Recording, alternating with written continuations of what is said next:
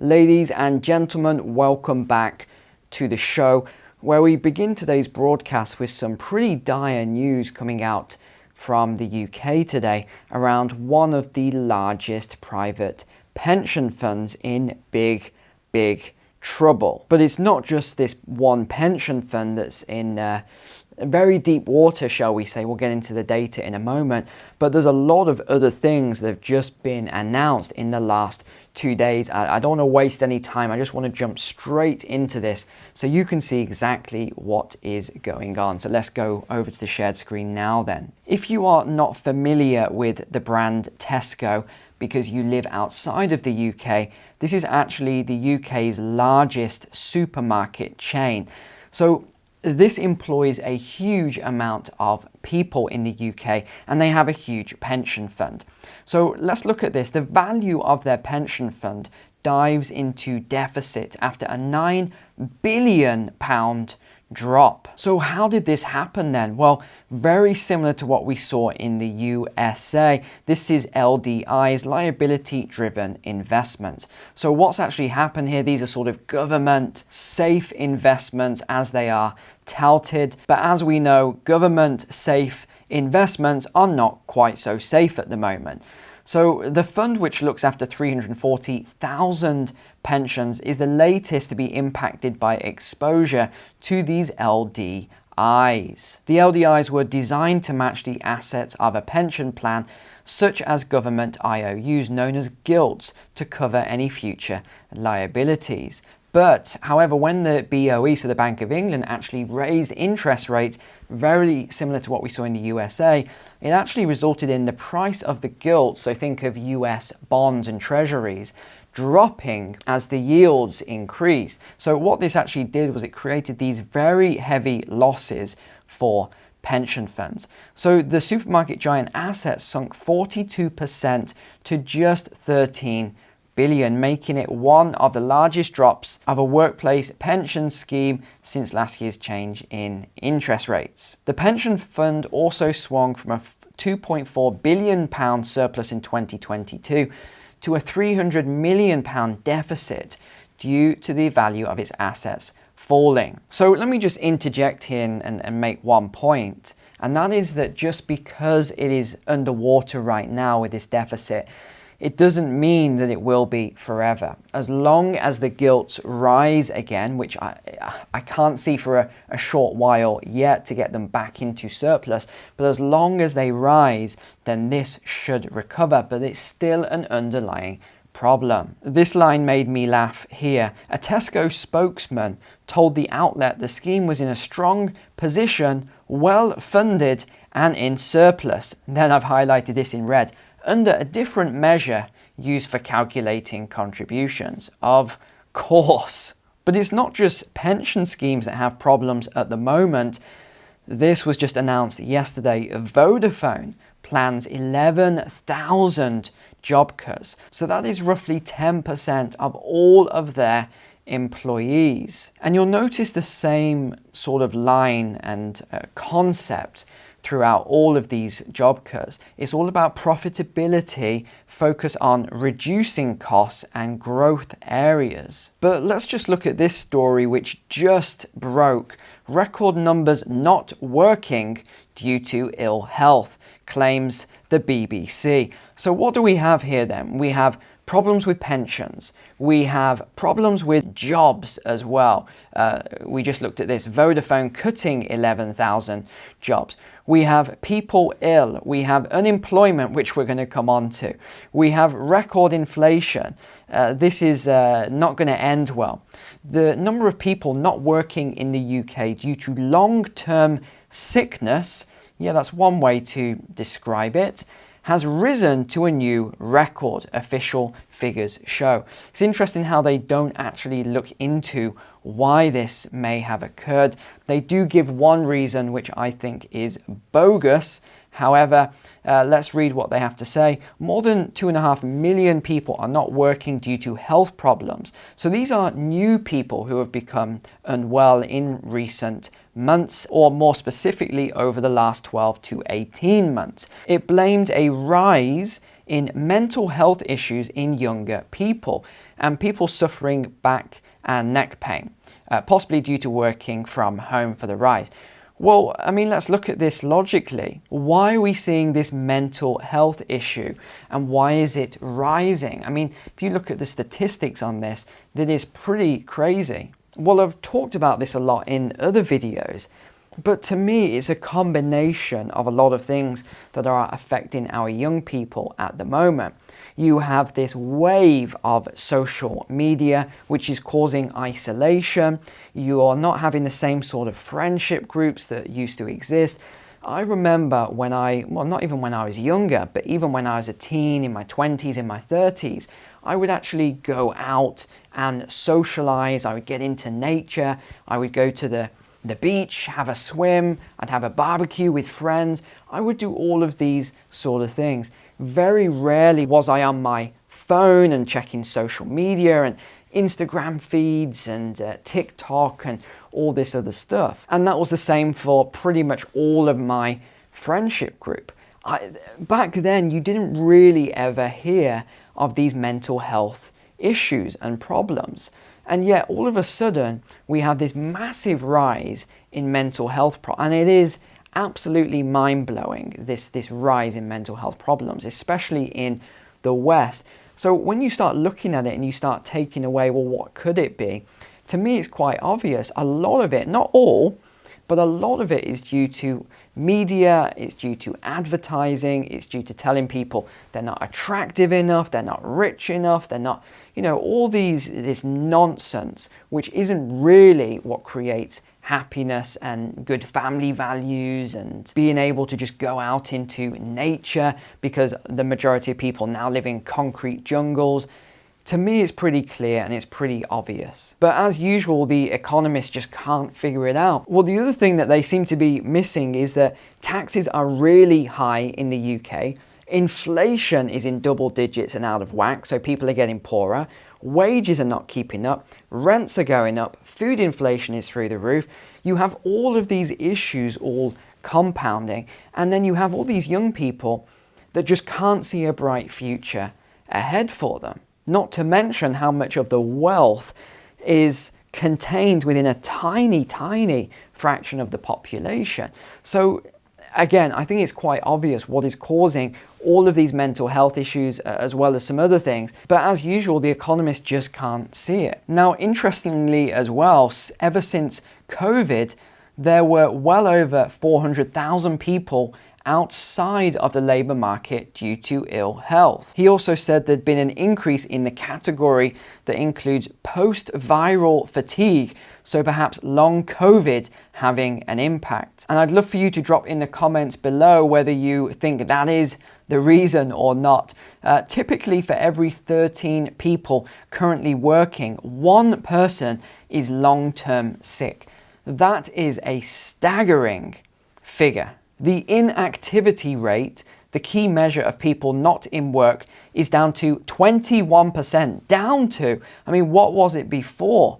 If it's 21% now, that is unbelievable. However, the rise in the number of people too ill to work is likely to worry policymakers.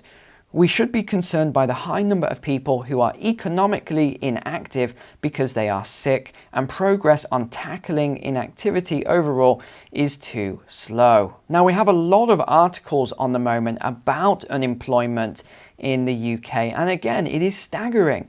About a quarter of a people of working age, around 10 million people, don't currently have jobs. But yet, what do they say? They say only 1.3 million people were unemployed. And this is because of the way they actually measure unemployment now with the different U rates. It's not accurate. Unemployment is significantly higher than 3.7%, but they manipulate the data. But the unemployed represent only a small part of the 10 million working age people who aren't in a paid job.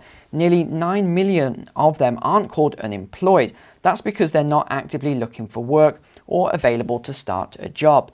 These people are called economically inactive. Who isn't working and why? Well, according to the ONS, the majority of them just don't want a job. And then we come to this interesting infographic here of people who just don't want a job. It's worth going and having a look at this.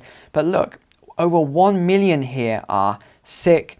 In this age group, 682,000 are sick. So as you would expect, the older people are, the more sickness there is. And then when we look at the stats of people who want a job, again, we have a similar number, which is unusual. Between 25 and 64, we have a similar number of people who are sick. Now, that is very unusual for that age group. And then if we look at everyone combined, it's well over 2.2 million people here that are sick, and almost 2.5 million when we combine 16 to 24-year-olds as well. Quite staggering. The other problem then is that the government's trying to get back people who have retired early. This is 3.5 million that are over 50 years old. And they say almost nobody who has retired early says they want to return to work. No, of course not. Why would you want to return to work, especially if you're in that age group and your investments, for example, have done very well? And a lot of these jobs that are underfilled at the moment are not high-paying jobs. They're more sort of lower-paying jobs. And this is what the government is trying to get people of that age group to come back to work to take on. It doesn't make any sense. This is how economics works. You start when you're young and you get paid a little bit of money, and then you work your way up. You get maybe some qualifications, you get job experience.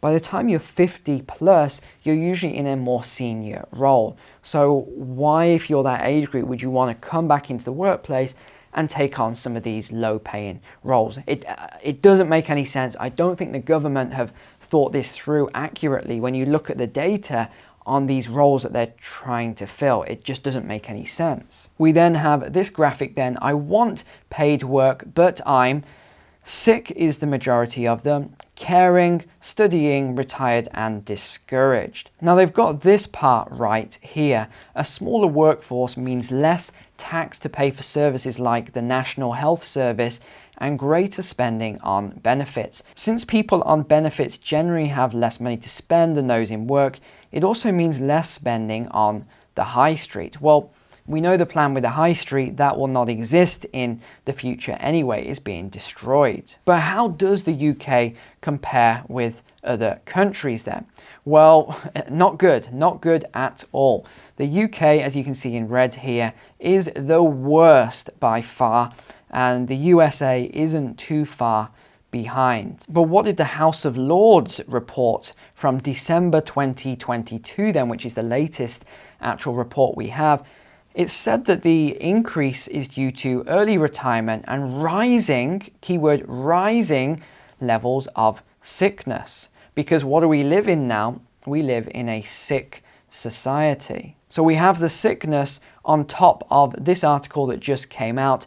11 million Britons struggling to pay their bills. Just less than 20% of all UK adults are now struggling to pay their bills. And these are just your basic necessities: food, energy, shelter. Almost 20% in the United Kingdom. It is unbelievable. The study also found that 11% of adults had missed a bill or loan payment in at least 3 of the previous 6 months. Now that is worrying to have that sort of a level. It's not even that bad in the USA. The FCA then, which is the Financial Conduct Authority, said its survey suggested around half of UK adults, or around 28.4 million people, felt more anxious or stressed due to the rising cost of living in January than they did 6 months earlier. Now notice they, just on the numbers there, this 28 million is adults they're talking about. So it's different to the 69 million we just talked about. That was the whole population. So I thought this was interesting that this came up on the BBC News then. Record inflation. 5 ways Argentines tried to cope. I'm guessing they are putting this out there for the Brits to take some lessons from. Hopefully we're not going to see inflation like Argentina, because that would not be good. Past 100% inflation. So they talk about buy now, pay later, and how you can use this to combat it. Bartering or swap? Who ever thought we would be back to a barter system? And you can see why. Look at the prices on, funny enough, almost the same actual items that we're having a problem with in the UK. Bulk buying then is another one I've talked about a lot, where if you buy in bulk early, then you can avoid a lot of the inflation. You can actually beat the inflation for as long as the food is in date.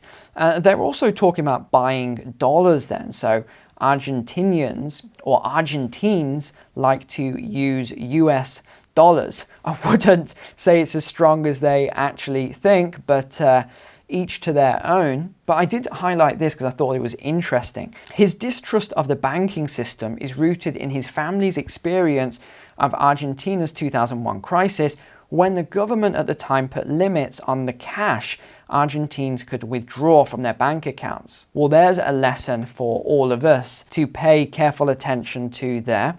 Banks collapse with people's life savings lost for good. His father lost savings worth $60,000 or £47,500. Of course, they've got to get this in here. Spend, spend, spend. That's the best way to beat inflation, since your money is going to depreciate anyway. I just knew they were going to get that one in at the end. So overall, not good news coming out of the UK yet again this week. It just seems to be going from bad to worse. And if you have a Tesco pension, it might be worth you just paying close attention to that. I mentioned in yesterday's video that I have a finance course below in the description that should help you with that if you are in that predicament, and that's pretty much anyone with finances, money in the bank, pensions, etc. If you are relying on other people to help you with that and they are underperforming, then maybe look at my course, because it might help you to take control of all of this yourself